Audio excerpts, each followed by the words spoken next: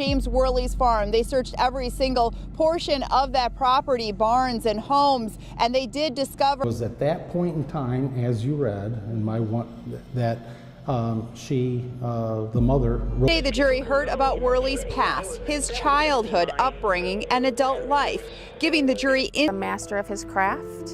He had gloves everywhere. He was not going to leave behind DNA. Death row for a single murder, but by his own admission, he killed so many people over the years, he lost count. The rush. I didn't do it for the sex. Did you admit that you shot him in cold blood? Yes. So there must have been something in you that was getting you to Oh, do you that. are lost, Nick! Neighbor of Jimmy's. He's still alive. Yeah, he's still alive, but he could not be excluded by those. He couldn't be excluded.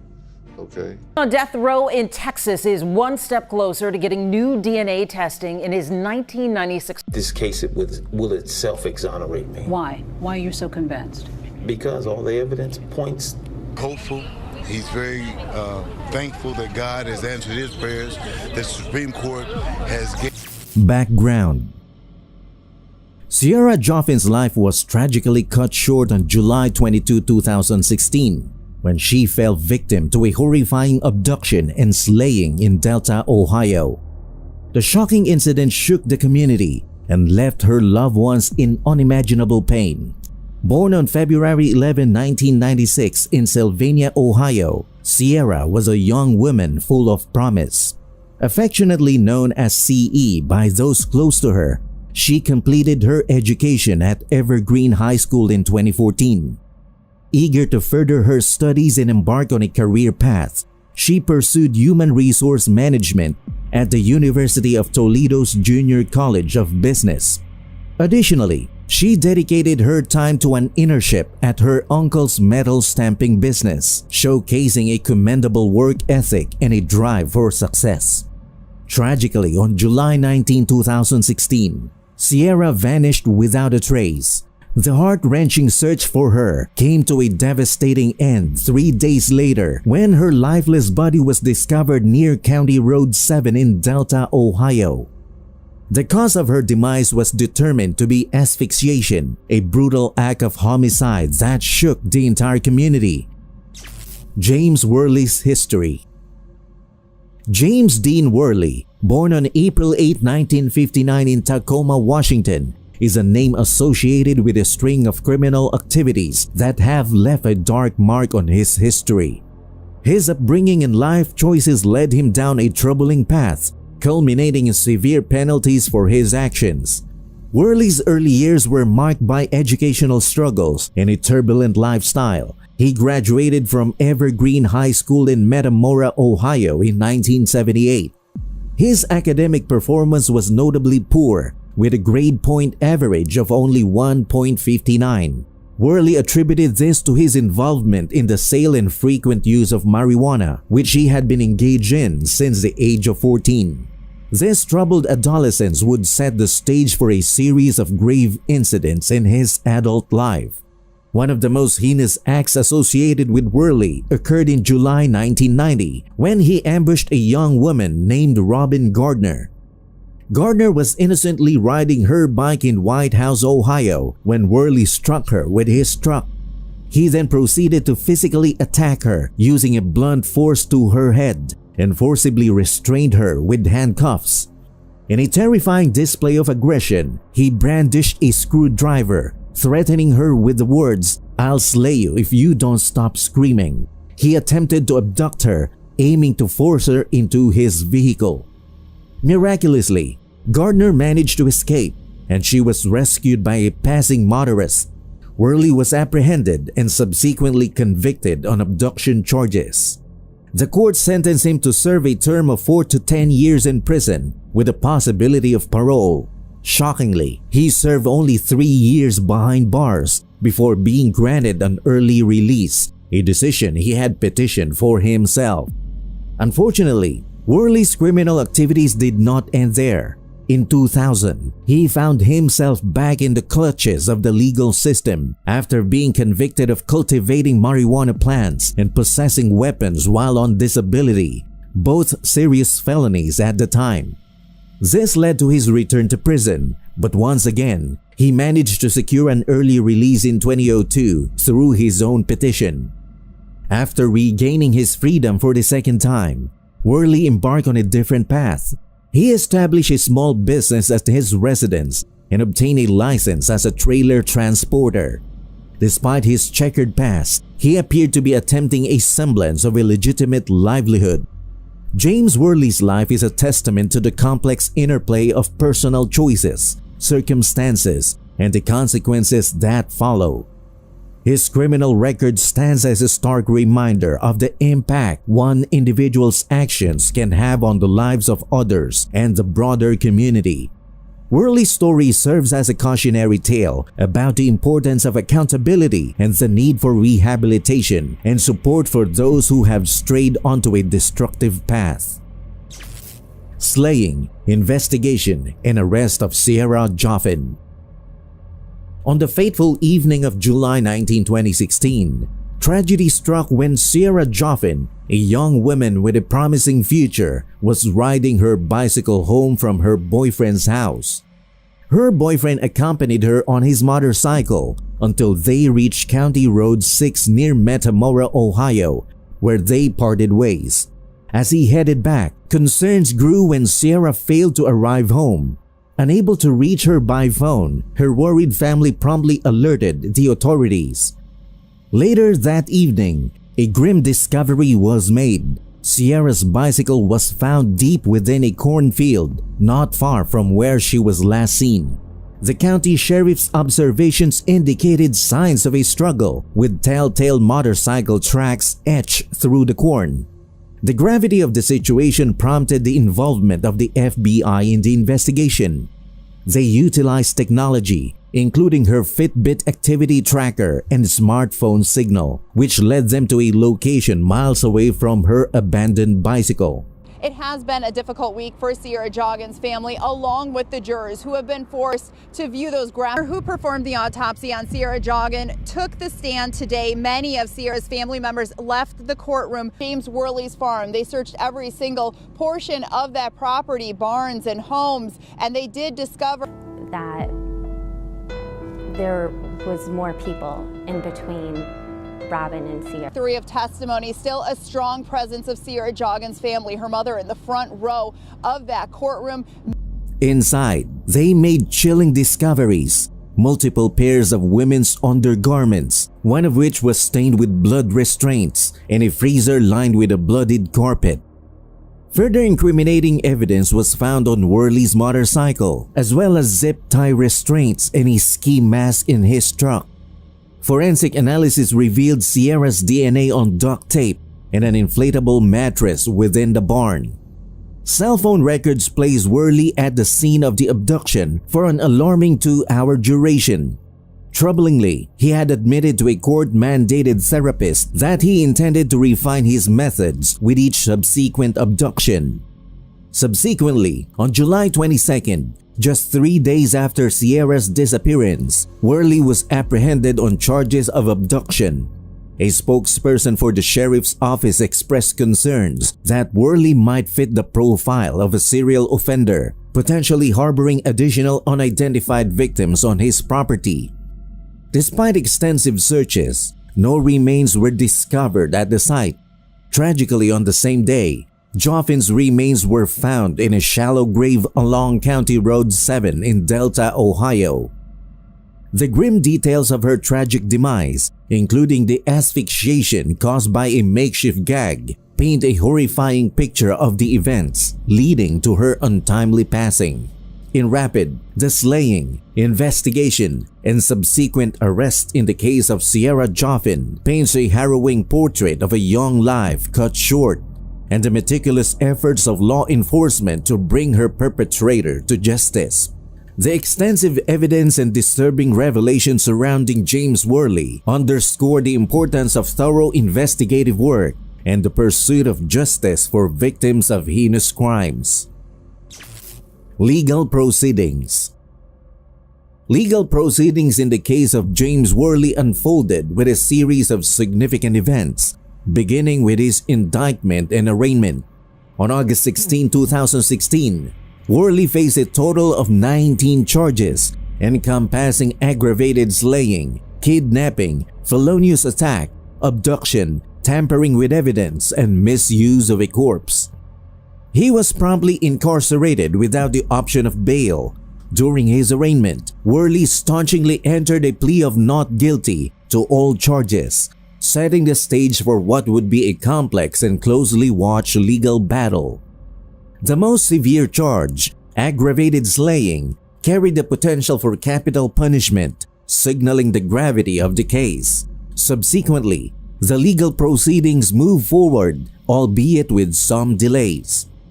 Two postponements, occurring in September 2017 and January 2018, were followed by the commencement of trial testimony in March 2018.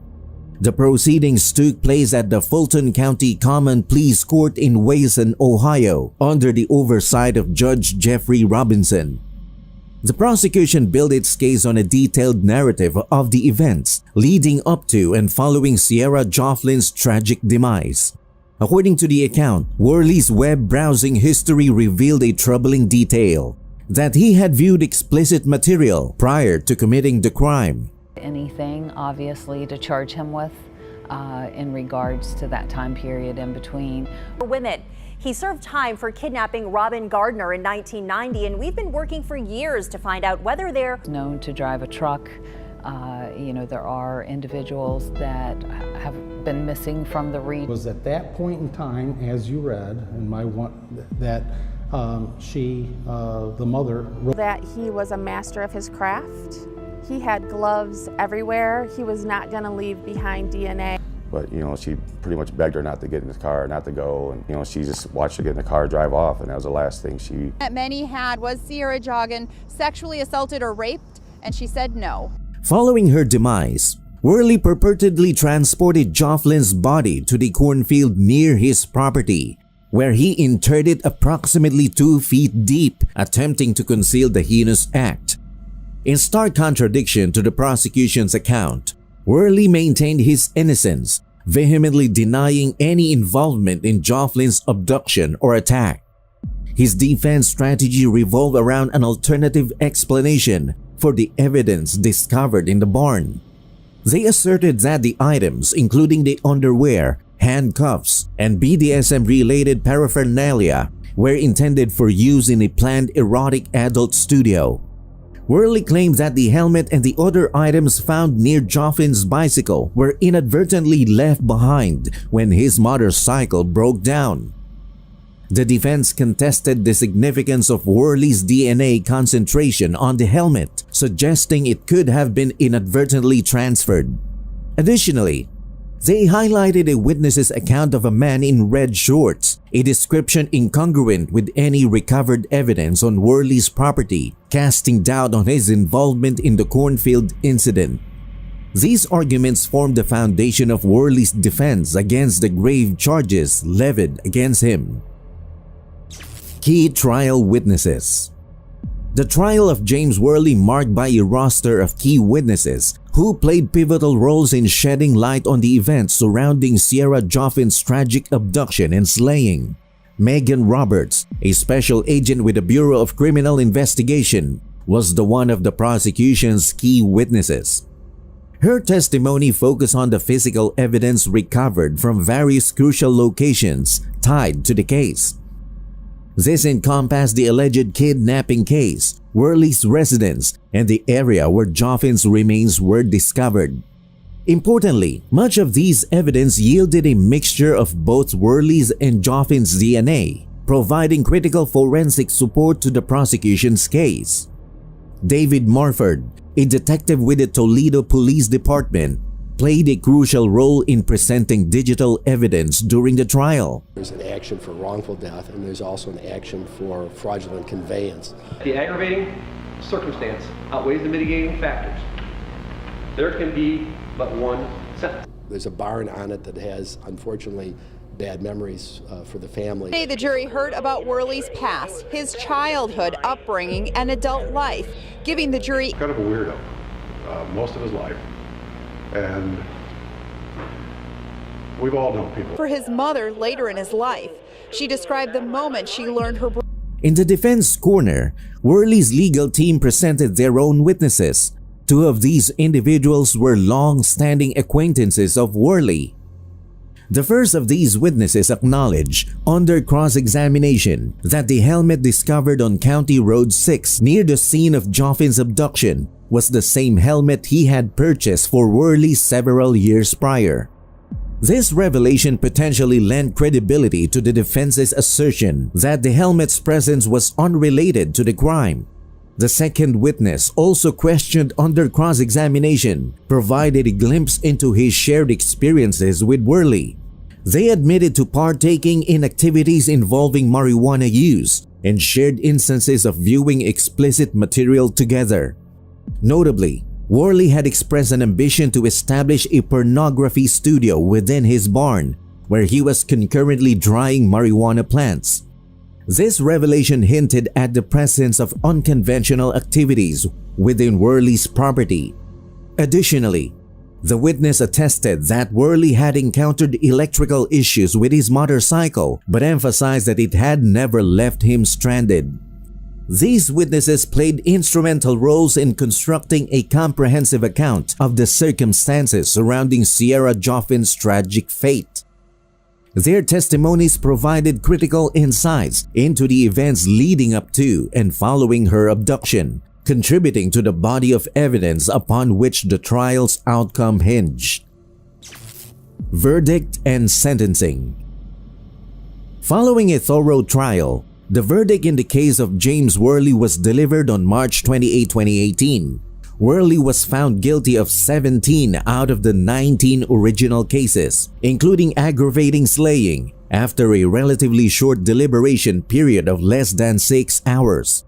Ohio's jury sentencing guidelines required a careful consideration of both mitigating and aggravating factors. These factors would determine whether a life sentence or a demise penalty was appropriate. The defense argued for a life sentence, painting Worley as a psychologically troubled individual, emphasizing his diagnosed physical paraphilia disorder. They asserted that the attack may have been motivated by physical sadism linked to a fetish disorder. However, the prosecution countered this by highlighting that Worley had a normal upbringing and was aware of the distinction between right and wrong. They contended that the aggravating factors in his crimes outweighed any psychological disorders. They also presented recorded conversations that suggested Worley may have been involved in other unsolved cases, further reinforcing their case for the demise penalty.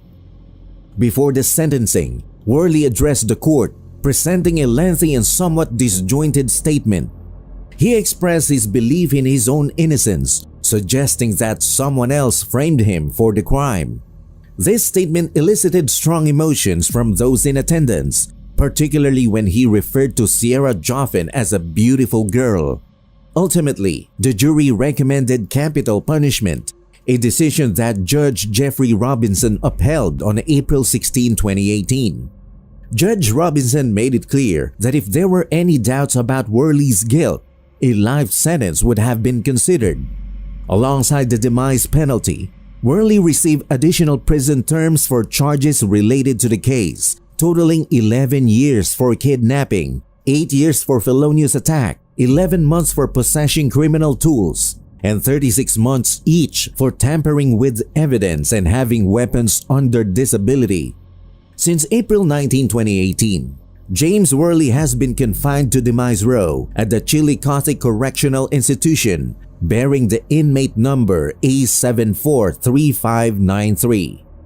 His ending date, initially set for June 3, 2019, faced delays due to ongoing appeals. In July 2020, Worley's legal team filed a motion with the Ohio Supreme Court seeking to overturn his original conviction and secure a new trial. They cited various reasons, including Worley's mental health, alleged legal violations, and the claim that the jury pool was compromised due to the community's close-knit nature. Despite their efforts, the appeal was rejected, and a new ending date of May 20, 2025 has been set for James Worley. Aftermath. After the tragic abduction and slaying of Sierra Joffin, the community came together to honor her memory and seek justice for the heinous crime. Her funeral, a somber event, was held on July 28, 2016 at Christ the Word Church in Sylvania, Ohio. It was a moment for family, friends, and the community to grieve and pay their respects. Sierra's final resting place is in Amboy Township Cemetery near Metamora, Ohio, providing a serene location for her memory to endure. In response to this devastating incident, community members organized a meaningful event called the Take Back the Roads Memorial Walk. This commemorative walk took place along the very road where Sierra's bicycle was discovered, serving as a symbolic gesture to reclaim his sense of safety and unity in the wake of the tragedy. To further commemorate Sierra's legacy and contribute to a cause she believed in, the Evergreen School District hosted the Joggin' for Joffin 5K run on October 2, 2016. The event aimed to raise funds for the Sierra Joffin Memorial Scholarship Fund and garner support for the creation of a violent offender registry bill. The response from the community was overwhelming, with a much larger turnout than anticipated, demonstrating the widespread support and determination to effect positive change. In the aftermath of her disappearance and the subsequent search efforts, Sierra's family established the Sierra Joffin Memorial Scholarship Fund. This fund was created using donations from a GoFundMe page set up during the search, as well as proceeds from the school's District 5K run. Administered by the Toledo Community Foundation, the scholarship benefits graduates of Evergreen High School who have excelled in varsity sports and organizations. Additionally, in September 2019, a plaque was dedicated and 2 trees were planted at the high school, serving as a lasting tribute to Sierra's memory. Yes. Okay, and then you dropped her off. And that was it. And you don't remember where you dropped her off? No. And did you hope that they will find more victims and families and give them closure, that they continue to share their pain and their... Asked if I was willing to talk with him. I said, sure. He said that they were looking for her, and I said, well, why? What has she done? James Worley that was suspicious or negative, to give the FBI a call. You can also give me a call, and of course I'll pass that along. And I want to say that it was a blue car, but I'm not sure if it was a Chevy. As part of the legal proceedings, Worley's property in Delta, Ohio was awarded to Joffin State in July 2018. In a symbolic act, the main barn on the property was demolished, signifying a step toward closure for the family. A monetary settlement of $3.6 million was also reached, with a stipulation that it would only be enforced under specific circumstances. These included scenarios such as the defendant receiving an unexpected windfall, like winning the lottery or acquiring book or movie rights. In August 2020, the Fulton County Sheriff's Department, with assistance from the FBI, conducted another search of the Worley property using excavation equipment. While the specifics of the search were not disclosed, it was confirmed that it was not directly related to Sierra's case. This event underscores the ongoing commitment of law enforcement to thoroughly investigate and gather any potential evidence in the pursuit of justice. Sierra's Law. Sierra's Law emerged as a crucial legislative response in the wake of the tragic abduction and slaying of Sierra Joffin. It was born out of a collective determination to prevent such heinous crimes from occurring again, particularly by ensuring that vital information about convicted felons was readily accessible to both law enforcement and the public. During the investigation into Joffin's slaying, it came to light that her assistant, James Worley, was not listed in any local, state, or federal database tracking offenders. This information gap raised the distressing possibility that her life might have been saved if such a database had been available. This realization spurred activists and Joffin's family to advocate for a system that would alert the public about offenders living in their communities with the hope of preventing future tragedies.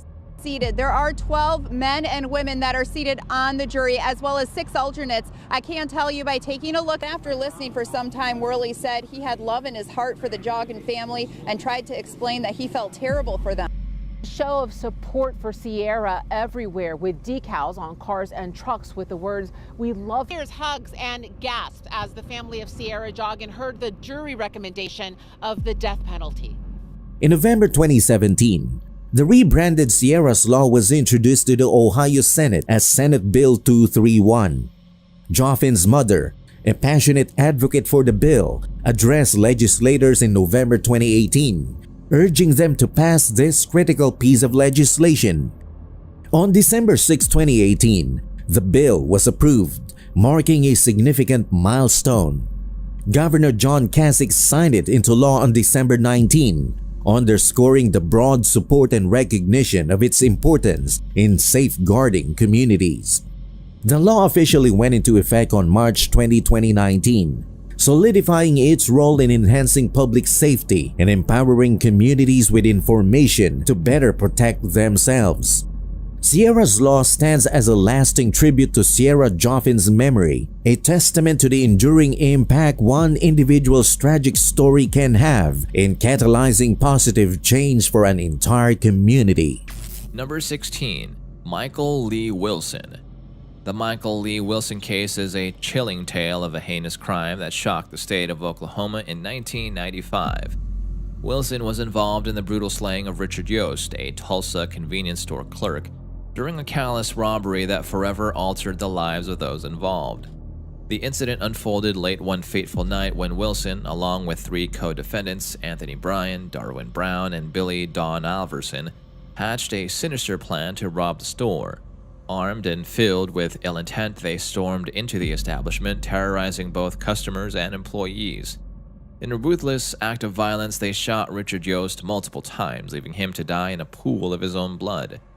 The callous nature of the crime sent shockwaves through the community, prompting an intense investigation by law enforcement. Eventually, the 4 perpetrators were apprehended and the case went to trial. The evidence against them was overwhelming and they were all found guilty of first-degree slaying. During the trial, it was revealed that Wilson and his accomplices showed little remorse for their actions. Their criminal histories and violent pasts further painted a bleak picture of their characters, solidifying the severity of their crimes. The prosecution sought the ultimate punishment and all 4 defendants were sentenced to their demise. Michael Lee Wilson was executed in Oklahoma on January 9, 2014. His punishment took place at the Oklahoma State Penitentiary in McAlester, Oklahoma. On the day of his demise, Wilson was administered a lethal injection as a means of carrying out the sentence. His final words within 20 seconds of the punishment starting were, quote, "I feel my whole body burning," unquote. However, he showed no physical signs of distress. Wilson's sister, Stacy Wilson, sang a hymn throughout the punishment, including the line, quote, "His soul is resting and it's a blessing," unquote. Wilson's demise marked the end of a long and controversial legal process that had spanned nearly 2 decades since the crime was committed. Number 15. Thomas Knight. The Thomas Knight case is a significant and controversial legal saga that garnered widespread attention in the United States. Thomas Knight, also known as Asakari Abdullah Muhammad after converting to Islam, was a convicted criminal who faced the capital penalty for slayings committed in the state of Florida. The case dates back to the early 1970s when Knight was convicted of the 1974 slaying of Sidney and Lillian Gans, a wealthy elderly couple in Miami. Knight brutally butchered them during a robbery, leaving the community shocked and horrified. He was sentenced fatally for his heinous crimes. Over the years, Knight's case underwent numerous appeals and legal challenges. Notably, he gained attention for his outspoken opposition to the capital penalty and his advocacy for prison reform. He argued that the conditions on the row were inhumane and amounted to cruel and unusual punishment. Knight's case became a focal point in the broader national debate over the capital penalty and the treatment of inmates on the row. His legal battles brought attention to the lengthy appeals process and the often protracted nature of capital penalty cases. In 1987, after spending more than a decade on the row, Knight was put down by lethal injection in Florida State Prison. "No" is all Knight muttered when a corrections official asked if he had any last words. Number 14. Martez Abram. Martez Abram took the stand in Hernando as families of his alleged victims watched surveillance video from that deadly day in 2019, when prosecutors say Abram entered the store wearing body armor, carrying several weapons, and opened fire, slaying store managers Anthony Brown and Brandon Gales. Abram told jurors that he takes responsibility for his actions. Days before the shooting, Abram said he had a confrontation with a subordinate and was called into the manager's office. According to Abram, the manager in the room was Brown, and the result of that confrontation was Abram being suspended for several days. Then, on July 30th, 2019, Abram returned to Walmart, shooting and slaying Brown and Gales. He also started a fire in the store using a gallon jug of gasoline he carried into the store in a backpack. Abram, on the stand, said he suffered from memory loss and didn't recall the sequence of events. Abram was also accused of shooting an officer when he tried to leave the scene. The jury found Martez Abram guilty of 2 counts of capital slaying and 1 count of attempted first-degree slaughter after only 55 minutes of deliberation, just hours after Abram took the stand in his own defense. Did the jury reach a unanimous verdict on each of the 3 counts?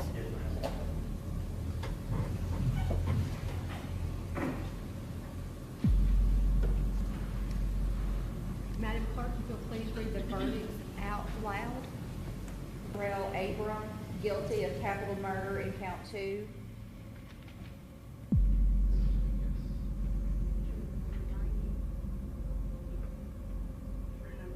The sentencing was held Friday, December 2nd, 2022, and the jury sentenced Martez Abram fatally for the 2 capital slaying counts and life for the attempted slaughter count. Number 13. Dennis McGuire. The Dennis McGuire case was a high-profile capital penalty case that attracted significant attention and controversy. Dennis McGuire was a convicted slayer from Ohio who was sentenced fatally for the 1989 exploitation and slaughter of Joy Stewart, a young pregnant woman. McGuire's punishment took place on January 16, 2014 at the Southern Ohio Correctional Facility in Lucasville. It gained widespread media coverage and public scrutiny due to the particular method of punishment used, which involved the administration of a new lethal drug cocktail. The state of Ohio opted to use a combination of midazolam, a sedative, and hydromorphone, a powerful opioid, as the lethal injection for McGuire's punishment.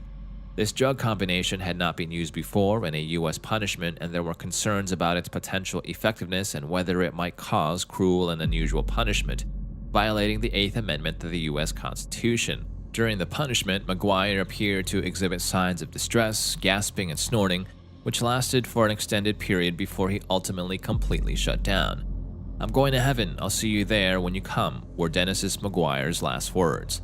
The Dennis McGuire case reignited debates about the constitutionality of certain punishment methods and the broader issue of capital punishment in the United States.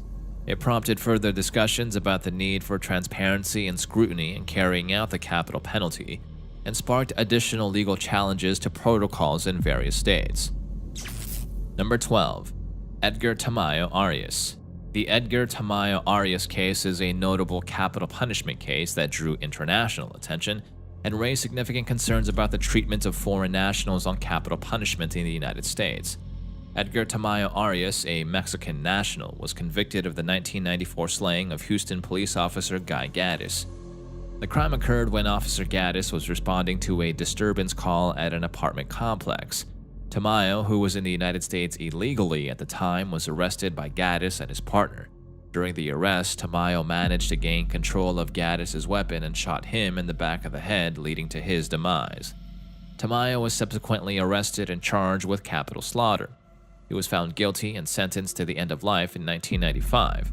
The case garnered widespread attention because of the involvement of the Mexican government and international law concerns. Under the Vienna Convention on Consular Relations, foreign nationals have the right to contact their consulates when arrested in a foreign country. However, Tamayo claimed that he was not informed of this right at the time of his arrest, and the Mexican government argued that his rights had been violated. Despite international appeals for clemency and diplomatic efforts by the Mexican government, Tamayo's punishment proceeded on January 22, 2014 in Huntsville, Texas. He was put down by lethal injection and had absolutely no last words. Robert Alton Harris. The Robert Alton Harris case is another significant and highly publicized capital punishment case that took place in California in the 1970s and 1980s. Robert Alton Harris was convicted of the brutal slaughtering of two teenage boys, John Majewski and Michael Baker, in 1978. On July 5, 1978, Harris and his brother kidnapped the two boys at gunpoint in San Diego. They drove the teenagers to a secluded area, physically attacked them, and then shot them multiple times, leaving them to breathe their last. The crime shocked the community and led to a massive manhunt for the perpetrators. Harris was arrested shortly after the slayings and was found guilty of 2 counts of first-degree slaughter. In 1979, he was sentenced to end, marking the beginning of a long and contentious legal process. Over the years, Harris went through numerous appeals and legal challenges, resulting in a delay of his punishment for nearly 2 decades. The case sparked debates about the efficacy and fairness of the capital punishment system, the lengthy appeals process, and the emotional toll on the victims' families.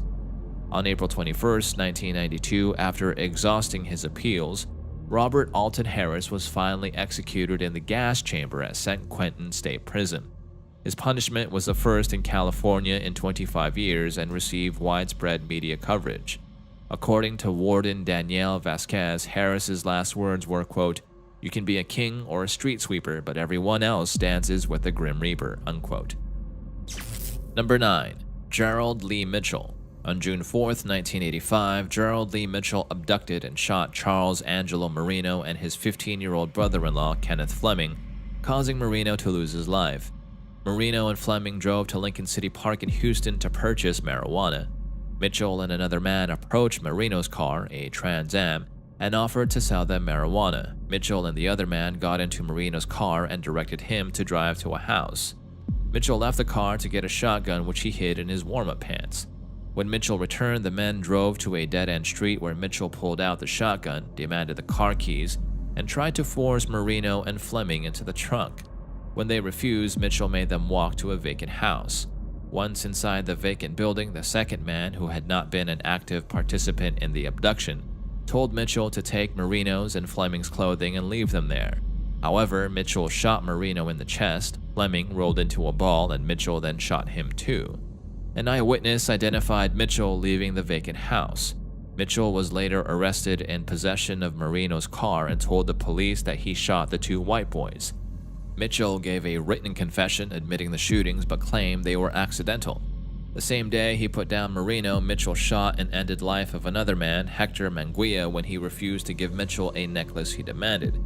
Mitchell was 17 at the time of the slaying. In April 1986, a jury convicted Mitchell of the capital slaying of Charles Marino and sentenced him to be put down. All of his appeals in state and federal courts were denied. Mitchell was also convicted of attempted capital slaughtering in the Fleming shooting and given a 60-year sentence. He was also given a 60-year sentence for the slaying of Hector Manguia. His last words were, quote, "It's all right, I'm going to a better place," unquote. Number 8. Tommy Lynn Sells. Tommy Lynn Sells was a convicted serial killer who terrorized multiple states in the United States during the 1980s and 1990s.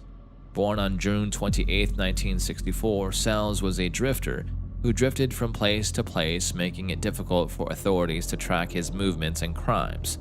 Sells committed his first known slaying in 1985, and over the next decade, he embarked on a spree of violence, claiming the lives of numerous victims, most of whom were women and young children.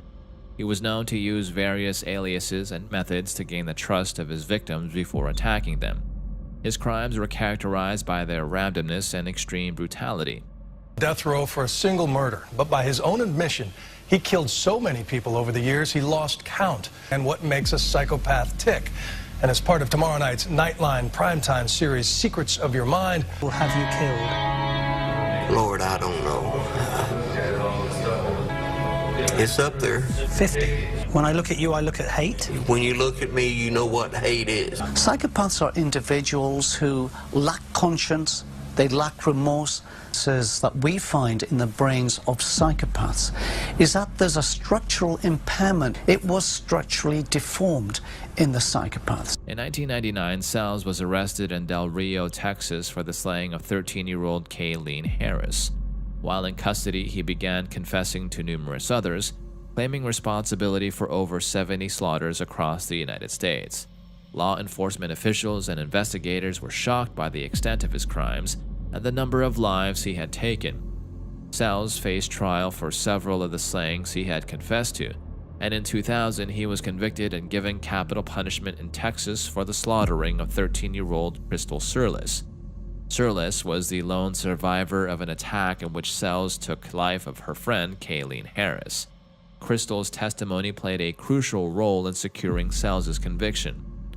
On April 3, 2014, Tommy Lynn Sells was executed by lethal injection at the Walls Unit in Huntsville, Texas. When asked if he would like to make a final statement, Sells replied no. As a lethal dose of pentobarbital was administered, he took a few deep breaths, closed his eyes, and began to snore. Less than a minute later, he stopped moving. His punishment brought an end to a reign of terror that had spanned several states and left numerous families devastated. Number 7. Dustin Higgs. Dustin Higgs, an African-American man, was involved in a tragic and controversial legal case that garnered significant attention in the United States. Born on May 5, 1972, Higgs was accused of committing a triple slaying in 1996 on a federal wildlife refuge near Beltsville, Maryland. The incident occurred when Higgs and two of his friends, Willis Haynes and Victor Gloria, offered a ride to three women, Tangi Jackson, Tamika Black, and Miss Han Chin, after a night out. Instead of taking them home, Higgs drove to the wildlife refuge where Haynes shot all three women fatally. The motive behind the slaying was alleged to be retaliation after one of the women had rebuffed Higgs's advances. If Dustin was executed, that would be a big injustice if his father. He cared for all of us. Just get him in the general population, and then we still have Maryland here with us. From what I understand, Dustin didn't do the killing. Are going to benefit by taking Dustin's life. A lot of it I do blame myself for, but I definitely don't want him to be.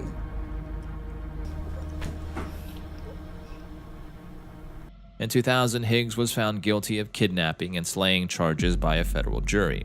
He was subsequently sentenced to the capital punishment in 2001. Throughout the legal process, Higgs maintained his innocence and claimed that he was not responsible for the slaying, but rather a victim of mistaken identity. Higgs was executed by lethal injection of pentobarbital at the United States Penitentiary in Terre Haute, Indiana. His last words were, quote, "I'd like to say I'm an innocent man. I did not order the slayings," unquote. He mentioned each of the three victims by name. Number 6. Donald Grant. In 2022, Donald Anthony Grant, age 46, was pronounced deceased at 10:16 a.m. CT at the Oklahoma State Penitentiary. Grant had taken the lives of Brenda McClea, age 29, and Felicia Suzette Smith, age 43, in July 2001, eliminating them as witnesses to his robbery at the La Quinta Inn in Del City. For these heinous crimes, he was sentenced to capital punishment. The process began at 10:03 a.m. and Grant was declared unconscious at 10:08 a.m. before ultimately passing away at 10:16 a.m., as confirmed by the Corrections Department Director Scott Crow. There were 18 witnesses present during the punishment, including news reporters, prosecutors, a police chief, and loved ones of both Grant and his victims. In his final moments, Grant attempted to speak, but a prison staff member stopped him and turned off the microphone after his disjointed words had lasted for 2 minutes. Quote, "Yo God, I got this, it's nothing, no medication, I didn't take anything," unquote. Even after the microphone was silenced, Grant continued to talk, focusing on his family members seated in the front row at the witness room. He stated, quote, "I'm going to go to the universe and then I'll be back. God is here, the true God," unquote. At a certain point during the process, it appeared that tears were rolling down his face, displaying some emotion before his life came to an end. Eileen Wuornos. Eileen Carol Wuornos, an American serial slayer, was convicted of slaughtering 7 men along Florida's highways between 1989 and 1990. Her case was significant as she became the first woman to be executed in Florida since 1845. Born in Rochester, Michigan, Wuornos had a troubled childhood, abandoned by her mother as an infant and raised by her grandparents. She experienced physical harm from her grandfather and stepfather, which led her to run away from home at the age of 14. In her efforts to survive, Wuornos turned to bodywork and encountered her first victim, Richard Mallory, in 1989. She claimed that Mallory violently exploited her and she shot him, leading to his demise. She then robbed him and stole his car. Wuornos continued her slaying spree, targeting 6 more middle-aged white men who picked her up while she was hitchhiking. I'm prepared. I'm all right with it. And they covered it up and let me kill the rest of those guys to turn me into a serial killer. Then when I had 3 meetings with Miss Villacorta on it. So there must have been something in you that was getting you to Oh, do you that. are lost, Nick! We're gonna have to cut this interview, Nick. And that was covered up? She argued that all the men attempted to harm her and she shot them in self-defense. Arrested in 1991, Wuornos confessed to the slaughters and was subsequently convicted of 6 counts of first-degree slayings and given capital punishment by lethal injection in 2002. Her case continues to spark debate over the complex issues of child exploitation, violence against women, and the use of the capital punishment. Her last words, quote, "I'm sailing with the rock and I'll be back," unquote, further illustrate the complexity of her mental state at the time of her punishment. Number 3. Velma Barfield. Velma Barfield, a notorious figure in criminal history, was convicted of multiple slaughters and made history as the first woman to be executed by lethal injection in the United States. Barfield's crimes came to light in 1978 when she was arrested for the slaying of her employer, Stuart Taylor. Investigations revealed that she had been poisoning Taylor with arsenic-laced medications, ultimately causing his demise. This arrest led to the discovery of more chilling revelations as authorities delved deeper into her past. Confessing to several other slayings, Barfield targeted people close to her, including her mother, Lillian Bullard, and 2 elderly acquaintances. She admitted to poisoning them with arsenic for financial gain and to sustain her drug addiction. A drug nightmare. Days of not knowing where you are or what you've done. I wish that I could take every bit of hurt on myself for the hurt that I've caused so many people. Years of a drug nightmare. During her 1979 trial, Barfield's defense argued that her actions were driven by addiction and psychological distress, portraying her as a victim of circumstances. Nevertheless, the prosecution presented compelling evidence, including her own confessions, leading to her conviction on multiple counts of slaying and capital punishment. Despite undergoing personal and religious transformation while on Row, Barfield's date drew near. On November 2, 1984, she became the first woman to be executed by lethal injection in the United States. Before her punishment, Barfield released a statement saying, quote, "I know that everybody has gone through a lot of pain, all the families connected, and I am sorry, and I want to thank everybody who have been supporting me all these years," unquote. Her final meal choice was cheese doodles and Coca-Cola. Number 2. Wanda Jean Allen. Wanda Jean Allen's involvement in a tragic crime followed by her trial and subsequent punishment became a deeply controversial and poignant chapter in the history of criminal justice system. Born on August 17, 1959 in Oklahoma, Wanda Jean Allen faced numerous difficulties throughout her life, including a troubled upbringing and a history of mental illness. On December 29, 1981, she committed a heinous act that forever altered the lives of those involved, fatally shooting her girlfriend, Gloria Jean Leathers, during an argument. Allen's trial in 1989 received significant attention due to the complex interplay of her mental health issues and the potential influence of racial bias in sentencing. Do you believe that God can save you? I think about every day I have a birthday that the victim's daughter should have been here with them today for the holidays, to forgive others in order to be forgiven, and for him to guide and direct my life. So this situation I have been in right here for 12 years has brought a lot of people together. Her defense argued that she suffered from diminished mental capacity at the time of the crime, raising doubts about her competency and full understanding of her actions. Despite these arguments, Allen was convicted of first-degree slaying and given capital punishment. Allen's case gained further momentum as her lawyers sought clemency based on her mental health and the potential for rehabilitation. However, despite these efforts, Allen's punishment date drew near. On January 11, 2001, she became the first African-American woman to be executed in the United States since the reinstatement of capital punishment in the 1970s. As Wanda Jean Allen was led into the chamber at the Oklahoma State Penitentiary, she was strapped onto a gurney and made a few final remarks. Quote, "Father, forgive them, they know not what they do," she said. Quote, "That's it," unquote. These were Wanda Jean Allen's last words before her life came to an end. Number 1. Robert Frada. The case of Robert Frada serves as a chilling reminder of the depths of human depravity and the pursuit of justice. On November 9, 1994, in Fort Bend County, Texas, Farah Frada, Robert Frada's wife, fell victim to a brutal slaughtering orchestrated with cold precision. Robert conspired with his mistress, Patricia Blackman, and Joseph Priestash to carry out the crime. Priestash acted as the gunman, fatally shooting Farah outside her home. The motive behind the slaying was Robert's desire to rid himself of his wife and gain custody of their children. During the subsequent trial, the sinister nature of the crime came to light.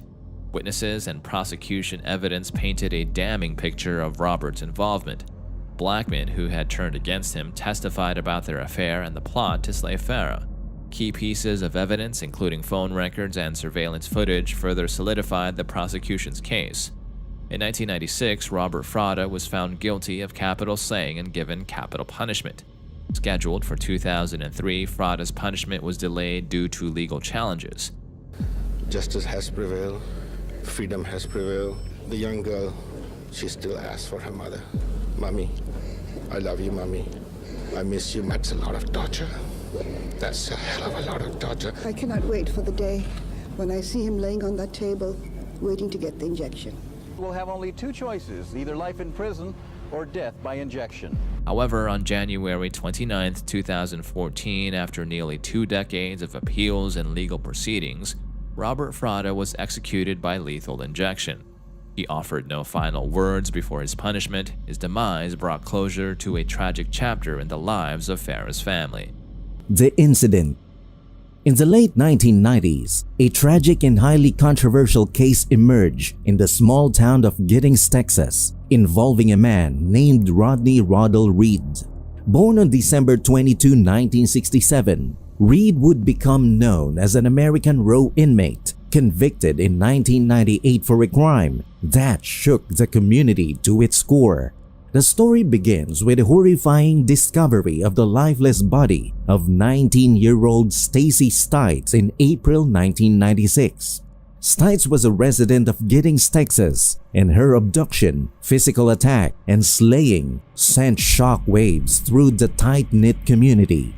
The investigation into her brutal demise would lead to Reed, who would find himself at the center of one of the most contentious legal battles in recent memory. Initially, Reed vehemently denied any knowledge of Stites or her tragic fate. However, a pivotal moment in the case came when DNA evidence linked him to semen found inside the victim's body. We'll allow his attorneys to submit new DNA evidence. KVU's Ford Sanders and photojournalist Hakey Mustonen. Neighbor of Jimmy's. He's still alive. Yeah, he's still alive, but he could not be excluded by those. He couldn't be excluded. Okay. To paint a picture of my brother so they could get the verdict they wanted, which was death. So they had to make him look ugly. Into Stacy's killing, and he was supposedly gunned down by a migrant worker from Mexico.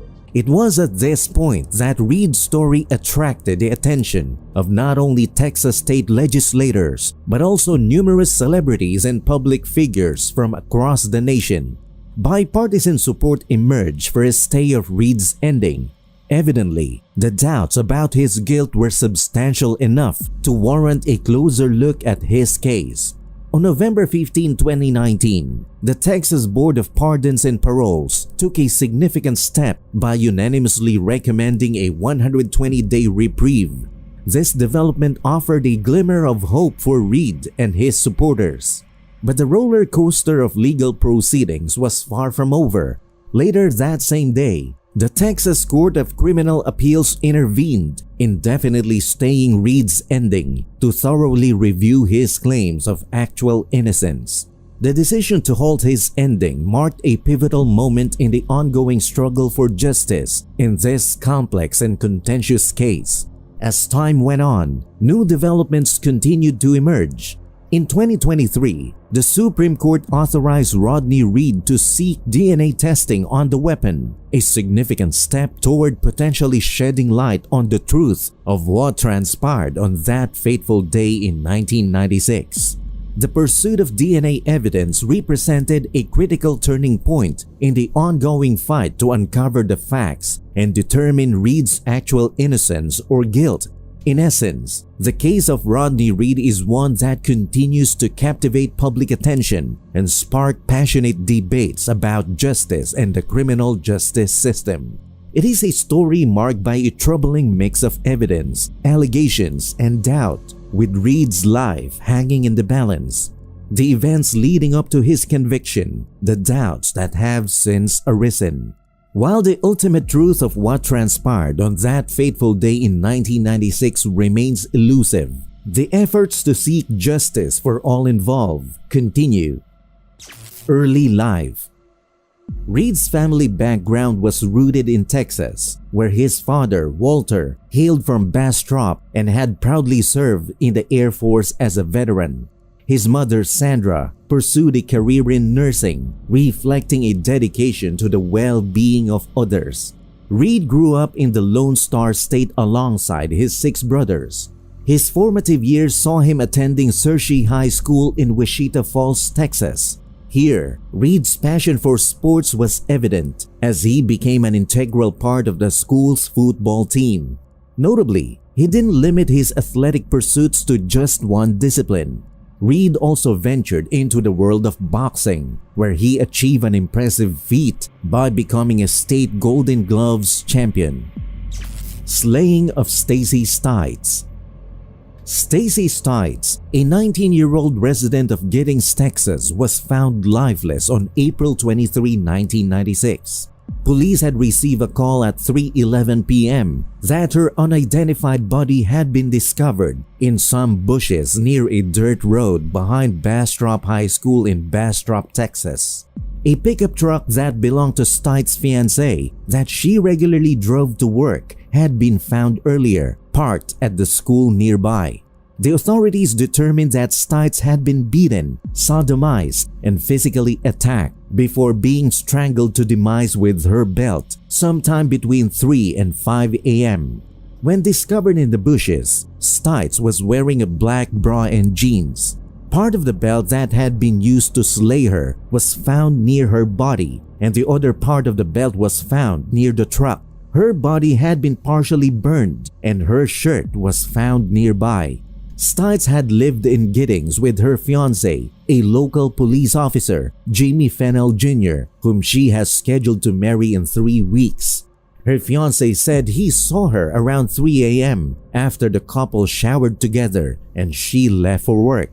Bastrop High School was en route from their home in Giddings on the way to her workplace in the produce section at the H-E-B grocery store in Bastrop. After Stites did not arrive for her 3 a.m. shift, the store called her mother, who then called the police.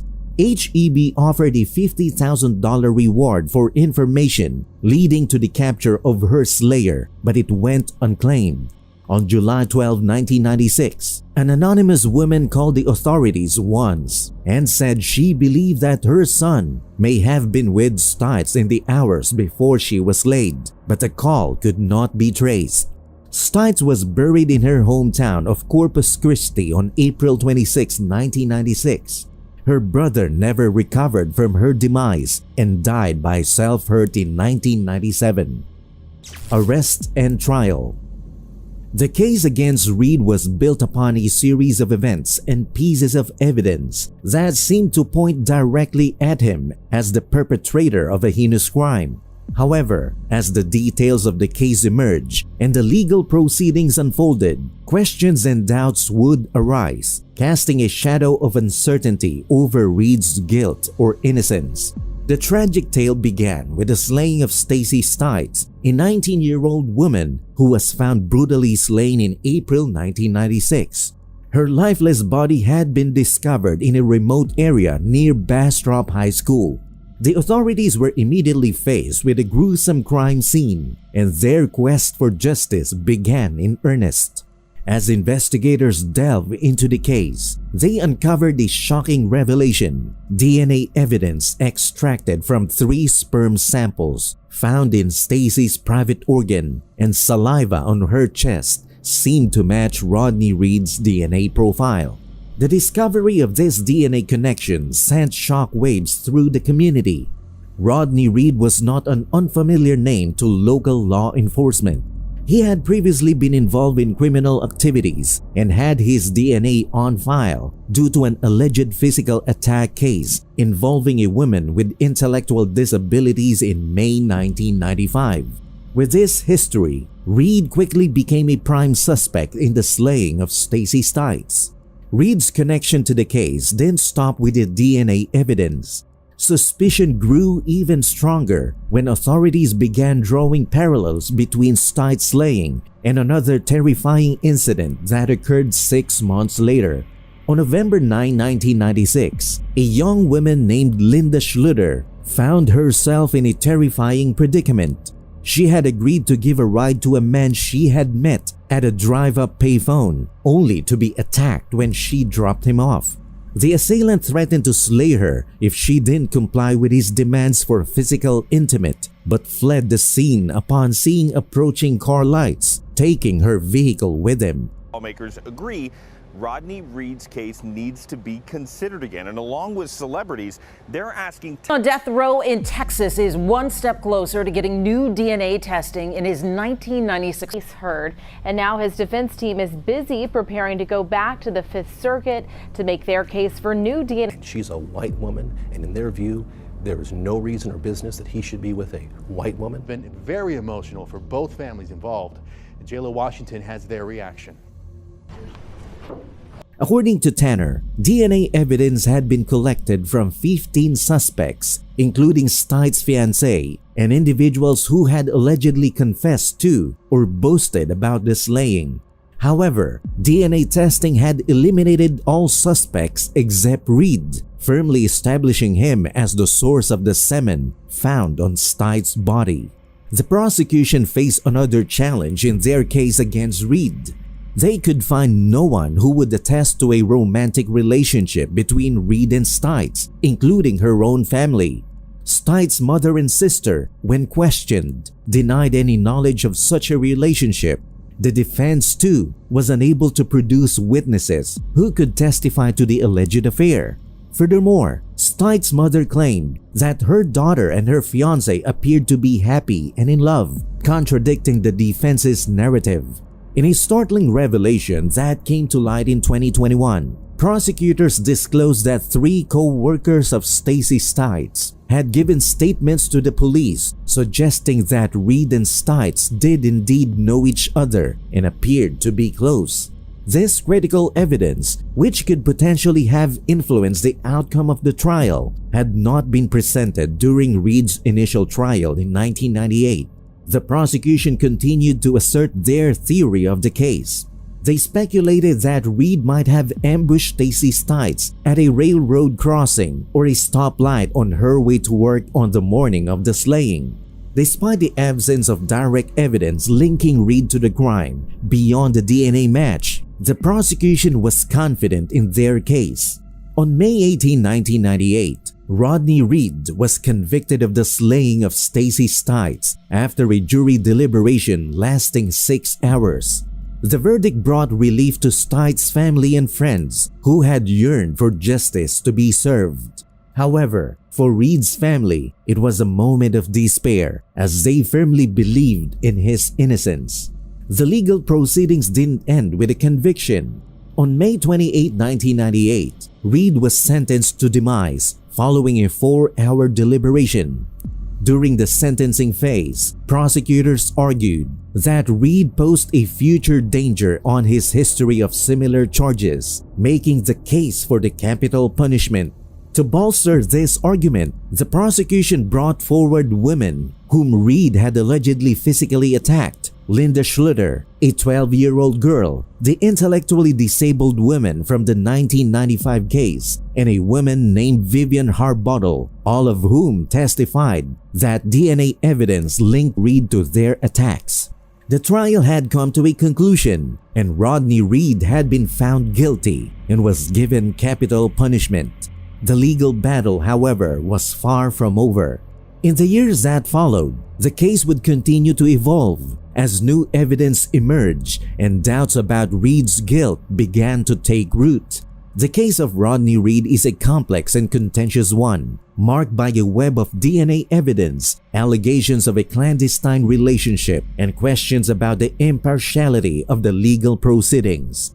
It is a case that has stirred emotions on both sides, with Stacey Stites' family seeking closure and justice, and Reed's family fighting for his exoneration. Reed's case has garnered renewed attention and support from advocates who believe in his innocence. They argue that the DNA evidence, while linking Reed to the crime, does not conclusively prove his guilt, and that there are credible doubts surrounding the case. The emergence of statements from Stites' co-workers suggesting that Reed and Stites knew each other has raised questions about whether all relevant evidence was presented at the trial. Reed's case has drawn attention to the broader issues of racial bias in the criminal justice system, particularly in Texas, a state with a history of controversial capital punishment cases. The composition of the jury, with no African Americans among the jurors or alternates, has fueled concerns about whether Reed received a fair trial. There has been a growing movement advocating for a re-examination of Rodney Reed's case. Celebrities, activists, and legal experts have joined forces to bring attention to the case and to call for a fresh look at the evidence. They argue that Reed's life hangs in the balance, and the possibility of a wrongful conviction in a capital punishment case is a grave injustice that must be addressed. Appeals and stays of ending. Rodney Reed's legal battle for justice has been marked by a series of appeals, celebrity endorsements, and a roller coaster of developments that have kept his case in the public eye for years. Despite his conviction and capital punishment, Reed and his supporters have steadfastly maintained his innocence, citing ignored witnesses, potential exculpatory evidence, and alleged errors in the forensic analysis. His journey through the criminal justice system has been tumultuous, with multiple ending dates looming in a high-profile campaign to bring attention to his case. One of the central issues in Reed's appeals has been the assertion that crucial evidence and witnesses were ignored during his trial, which may have cast reasonable doubt on his guilt. Reed's defense team argued that prosecutors failed to disclose evidence that could have been favorable to the defense. This evidence, they contended, was not handed over to the defense attorneys, as prosecutors claimed it was irrelevant to the case.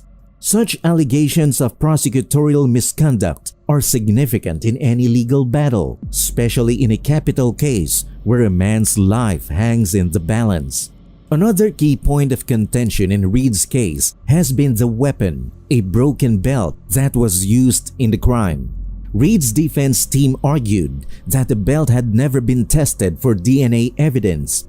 DNA analysis could potentially identify the person who handled the belt, providing critical information about the identity of the true perpetrator.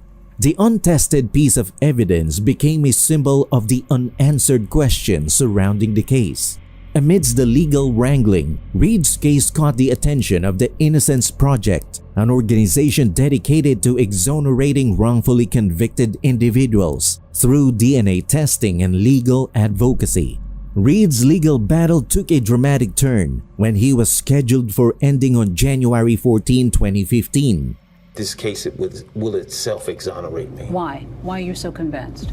Because all the evidence points based on flawed evidence, and that they have new witness testimony that could support Reed's claim of innocence. Is going to have another chance to try to prove his innocence. As Ken Molestina explains, this latest battle is hinged on arguments court to grant us testing. And we now go back to the Fifth Circuit to argue that we are allowed to have that testing. Hopeful.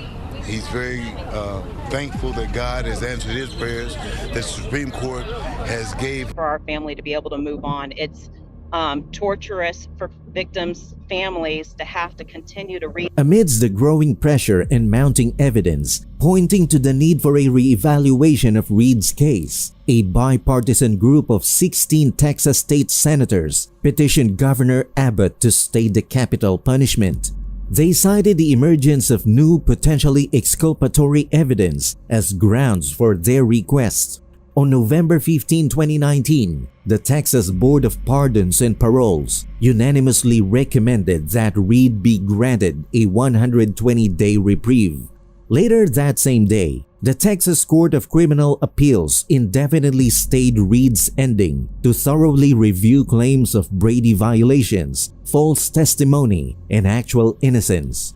Despite these developments, Reed's legal battle faced another setback when the Supreme Court announced on February 24, 2020 that it would not be taking up his appeal, citing ongoing litigation in lower courts. The decision left the fate of Rodney Reed's case in the hands of the Texas legal system. The latest chapter in Reed's journey for justice unfolded on October 31, 2021, when a Bastrop County judge appointed to re-examine the case recommended to the Texas Court of Criminal Appeals that Reed should not receive a new trial. This recommendation, despite the mounting concerns and advocacy, dealt a blow to Reed's hope for exoneration. Then on June 28, 2023, the Texas Court of Criminal Appeals delivered a pivotal ruling in the case, denying Rodney Reed a new trial in a 7-1 decision. The appeals court stated that Reed had not demonstrated that he is more likely than not innocent. This ruling marked a significant turning point, further entrenching Reed's conviction and leaving his supporters disheartened. Rodney Reed's legal odyssey has been a protracted and emotionally charged journey characterized by fervent efforts to secure his exoneration and doubts about the fairness of the trial. Here are key facts you should know about his case. The weapons was never tested for DNA evidence. Requests for DNA testing of crime scene evidence, including a belt that was used as a weapon, have been repeatedly denied by the Texas Court of Criminal Appeals. And the United States Supreme Court declined to directly review the Texas Court's denial of DNA testing in 2018. The state's forensic experts have admitted to errors in their testimonies, which led to Rodney's conviction and capital punishment. State witnesses from Rodney's original trial have since submitted affidavits stating that testimony given related to Stacy's time of demise was inaccurate, making the prosecution's timeline of Rodney allegedly slaying her implausible. Rodney Reed and Stacy Stites were having a consensual physical relationship. At the time of the trial, no one came forward to corroborate their relationship. But today, new witnesses including Stacy's own cousin and co-worker have corroborated Rodney's claim that they knew that he and Stacy were romantically involved. Renowned forensic pathologists have concluded that Rodney's guilt is medically and scientifically impossible. The prosecution's only forensic evidence linking to Rodney to the crime was semen taken from Stacy's body, which was attributed to the consensual relationship between them. Where we will have further litigation, and hopefully it gets us one step closer to getting DNA testing one day. That he thought the killer was Jimmy Fennell, and shortly thereafter he was shot and killed. With different flags and signage on his own home. Well, with the recent ruling from the SCOTUS, he feels like this is going to be the next step to investigating the murder has concluded it's not you. Both of them are dead. What do you say to yourself about that? Him and Stacy together multiple times. They've been to my house. And so there's never been a doubt in my mind. Two witnesses have recently come forward and submitted signed affidavits that add to the mounting evidence against Jimmy Fennell. These affidavits include testimony from an insurance salesperson who stated that Jimmy threatened to slay Stacy while applying for life insurance. The second witness was a deputy in the Lee County Sheriff's Office at the time of the slaying, to whom Jimmy made an alarming and incriminating statement regarding Stacy's body at her funeral. Jimmy later served a 10-year prison term for a physical crime and kidnapping he committed while on duty. Law enforcement records also document a pattern of violence against women perpetrated by Jimmy. This case was racially charged. Rodney, a black man, was found guilty of slaying Stacy, a white woman, by an all-white jury. A confession by Jimmy Fennell has come to light. On October 29, 2019, Arthur Snow, a former member of the Aryan Brotherhood and Jimmy's prison mate, disclosed that Jimmy had confessed to slaying Stacy. Reed versus Gortz. On April 25, 2022, the Supreme Court of the United States agreed to hear Reed's case. Reed argued that the belt used to commit the slaying was never tested for DNA and that the state statute of limitations on when a DNA test could be performed on evidence was unconstitutional, and claimed he should have been permitted to begin federal appeals once all state litigation had been completed, rather than immediately after the initial ruling that denied the testing. The case was set to be heard on October 11, 2022. During Reed's hearing, the state argued that Reed was merely trying to delay his ending, which Chief Justice John Roberts had expressed concerns over.